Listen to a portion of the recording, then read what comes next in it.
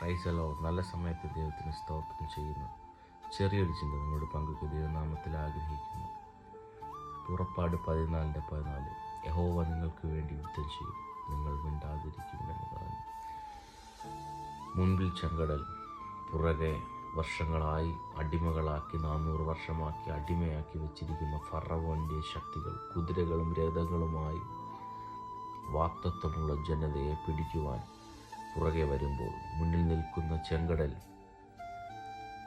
എന്ത് സംഭവിക്കുമെന്ന് ജനം മോശയോട് നിന്ന് കരയുന്ന സാഹചര്യത്തിനകത്ത് മോശ ജനത്തോട് പറയുകയാണ്, യഹോവ നിങ്ങൾക്ക് വേണ്ടി യുദ്ധം ചെയ്യും, നിങ്ങൾ മിണ്ടാതിരിക്കുവിൻ. നിന്റെ കഴിവിനോ നിന്റെ ശക്തി കൊണ്ടോ ഒന്നും നിനക്ക് ചെയ്യാൻ കഴിയത്തില്ല. നീ ആശ്രയിക്കുന്ന ദൈവത്തിന് നിന്റെ ലൈഫിനകത്ത് ചെയ്യാൻ കഴിയുമെന്ന് പറഞ്ഞാൽ എത്ര പേർ ആമേൻ പറയുന്നു.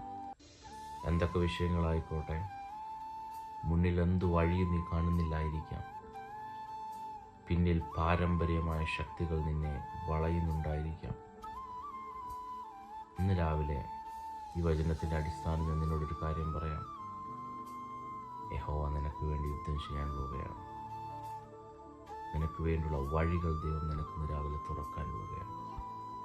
എത്ര പേർ ആമേൻ പറയുന്നു? എത്ര പേർ ഇത് വിശ്വസിക്കുന്നു? യഹോവ നിനക്ക് വേണ്ടി യുദ്ധം ചെയ്യും. ഈ വചനത്താൽ ദൈവം നിങ്ങളെ അനുഗ്രഹിക്കുമാറാകട്ടെ. ആമേൻ. God bless U.